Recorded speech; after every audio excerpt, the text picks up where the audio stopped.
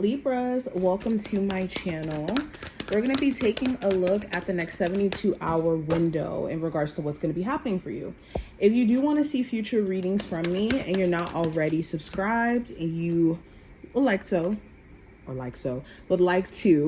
make sure that you hit the subscribe button as well as the notification bell so you get notified whenever I upload. And I will leave my email in the description as well as the comment section if you do want to book a video reading or a phone session with me. Okay.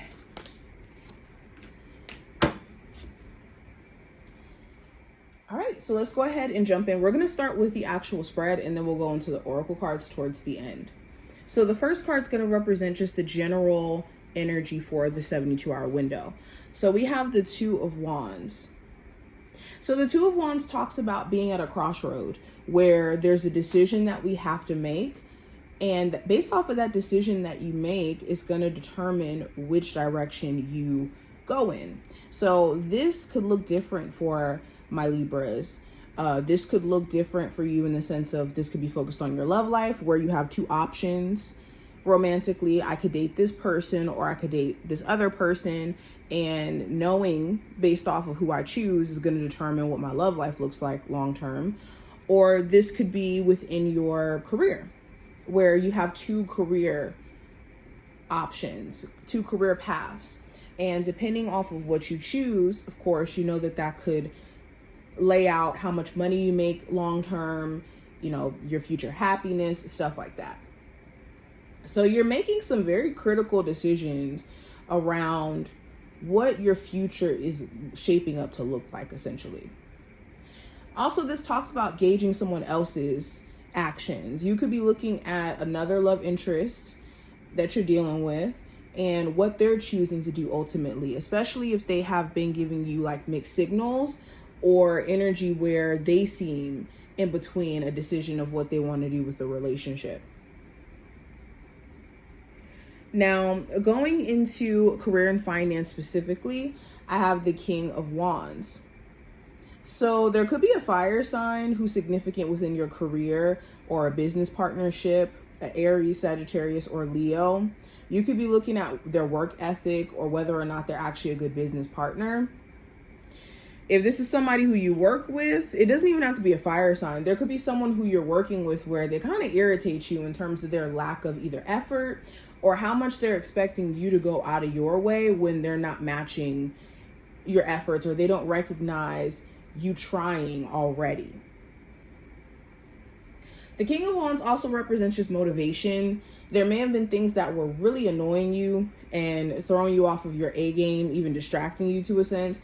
You could be doing everything possible to gain your own like focus, your sense of focus, your own sense of motivation, essentially. For my Libras who are looking for a new job, this talks about you also securing a new job, especially with you pushing really, really hard. Like if you've been applying to 5-10 jobs a day, you're definitely about to get you a job. Now, going into your love life, let's talk more so about that. We have the King, or not the King, the Queen of Wands. We got the King and the Queen of Wands right next to each other. So some of you are dealing with a Sagittarius, Leo, or Aries. If not a fire sign, you could be dealing with somebody who you're really, really attracted to, but they could also frustrate you and they could give you also a really hard time whenever they get into their pride or when they get into their ego. Or for some of you, you could shut down and this person could trigger you in terms of causing you to have an ego death or causing you to, you know, question yourself in terms of your actions and how you show up in this connection. For my singles, there could be someone who's showing you a lot of like attention, showing you that they're really drawn to you, attracted to you. You could wonder if it's just physical though. Is their line of thinking just only on how you physically look or what you could physically give them? Or is it because they genuinely want to build with you? Clarifying that, I have the Nine of Swords. So there's a bit of worry or concern around how things are going to go with a connection. Some of you are not in a relationship with someone, but you're drawn to them. You can't help but to wonder, though, is this the person for me? Is this person, having bad intentions for me? So anxiety could be through the roof. It's important that you fact check, though, your anxiety and making sure that it's not rooted in just paranoia, especially if there's a concern around infidelity. Now, advice for this time frame, I have the Temperance card.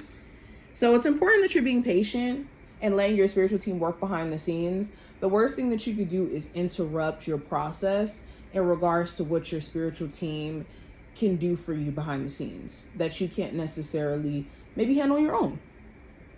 And there's nothing wrong with that. Like, when there's battles we can't handle on our own, we do have our ancestors, our spiritual team, we have God to be there.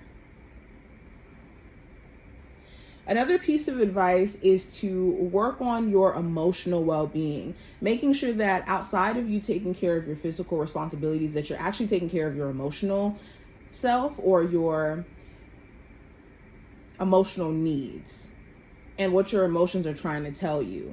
Because emotions, they tell us when something's off.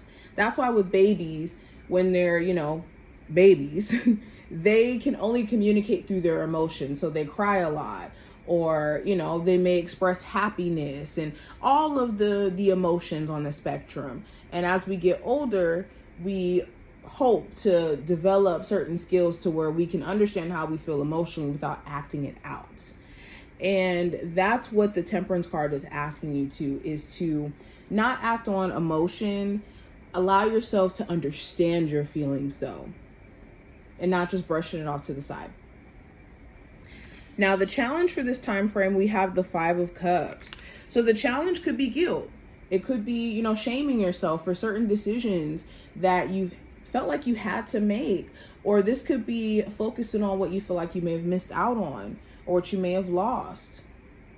Some of you may be dealing with somebody where they struggle with grief, guilt, shame. And because of that, they're freezing up and they're not showing up in the relationship due to, stuff that may have happened prior to you guys, or stuff that may have even happened between you two. Like, you could want your partner to take accountability for certain things, but with that accountability, this could also come with them freezing up and shutting down because they don't know how to necessarily sit in certain decisions that they've made and to release that. But the challenge is focusing on regret or focusing on what you feel like you missed out on when there's so much more that's still available to you. Now, when it comes to the outcome, we have the 4 of Wands.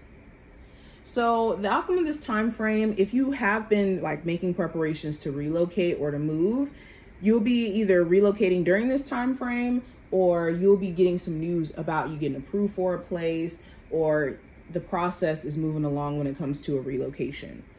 The 4 of Wands also talks about a home-based business. Some of you who have been really wanting to start a home-based business, you could make preparations during this time frame to do so. Some of you are looking at maybe downsizing a business and maybe going back to the basics until certain sales pick up or certain, marketing brings in more people. There also may be some stuff coming up with a co-parenting relationship or the relationship you may have with the person you have children with. Either there could be a focus on bettering that relationship, or for some of you, maybe considering getting back into a relationship. But for others of you, it could just be more so trying to work on the co-parenting relationship. Now, let's go into Spirit's messages for you. We have motivation, which represents phrases. And it's a billboard that says, never give up. And we have destiny, which is palm. So there's already a blueprint, starting off with the destiny part. There's already a blueprint of how things are going to be playing out for you. There's already a blueprint. So you can never really mess up. You can never really lose anything. You can never really be out of alignment. Even if you take a detour, Destiny is a beautiful thing where what's meant for us is going to be. So any moment that you find yourself like paralyzed with anxiety or doubt, understand that whatever is meant to be will be for you. You can't even fight it off. That's the interesting thing about life. And with motivation, Spirit wants you to go back to the basics. What are your main sources of motivation coming from? Is it from within and from a sense of purpose and from a sense of, wanting to help your family, whatever the reason may be? Or is it rooted in things that maybe don't align with where you're at mentally anymore? Understanding your motivations is going to be key. And also allowing people to reveal theirs. If you do question, if you have certain individuals around you who don't mean you well, give people enough time. They'll reveal their intentions. But this is what I see. I hope that this was helpful and gave you insight. And I will talk to my Libras in the next one.